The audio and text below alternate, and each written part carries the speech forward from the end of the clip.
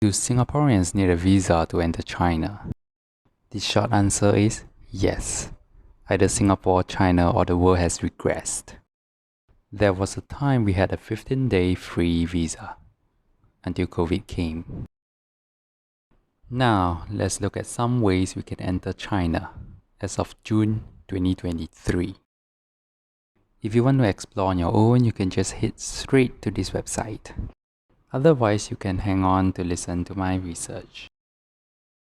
On this screen, you can see the address of the Chinese visa office. Do take note that it's not the same as the Chinese embassy. Something interesting is that they say walk-in service is available but is no longer available right now. Not to worry, there's no longer 16-hour queue that you might have heard in the news in May 2023. All we have to do now is to head to the website that I have shared earlier and submit your application online. There are quite a lot of details to fill in, even to the extent of family members and your job.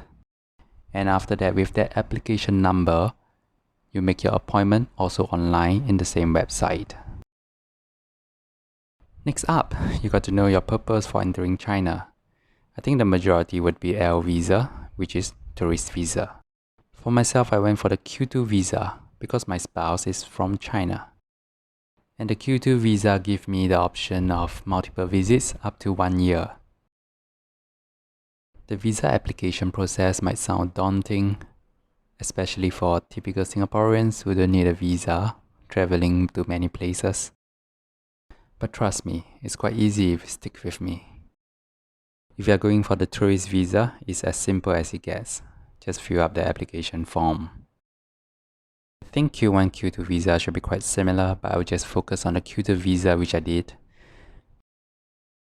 The most basic criterion, we need to have a passport with at least 6 months validity period and make sure to bring it along. Get a photocopy of it. Bring the application form which you have completed online, printed out. Put your initials on it, sign on it. I didn't even need to take a photo because you could have submitted it online. The digital photo is enough. You can find a copy of the invitation letter online, or you can get a copy at the inquiry booth at the Chinese visa office. Lastly, make sure you get a photocopy of the Chinese ID of the person who invited you, in my case, my spouse. Further research of the documents required, but they didn't even ask for my COVID-19 certificate. I guess that China is over it. Chinese visa office do take in walk-ins, but it's only for emergencies. There was someone before me whose family member was in the hospital. And make sure to present the hospital report from the A&E department or the critical illness department.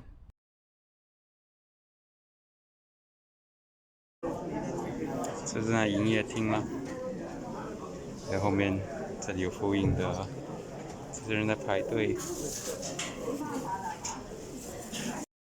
There's little madness if you came prepared. The first queue you will encounter is the one to enter the visa office. If you got an appointment at 10 AM, come at 9:30.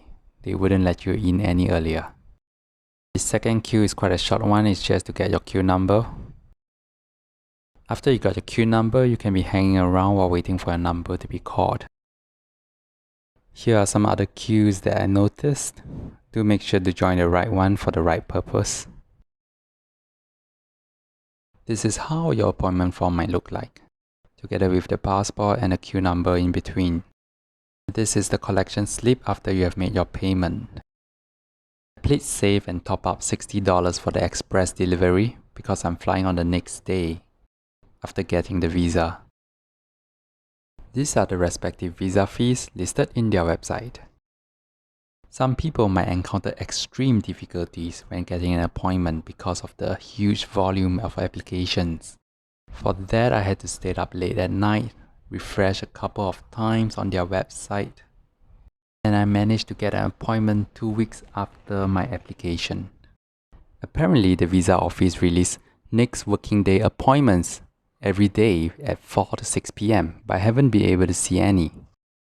Another way that you can consider is going through a travel agency. They might have an appointment date earlier than what you can see online.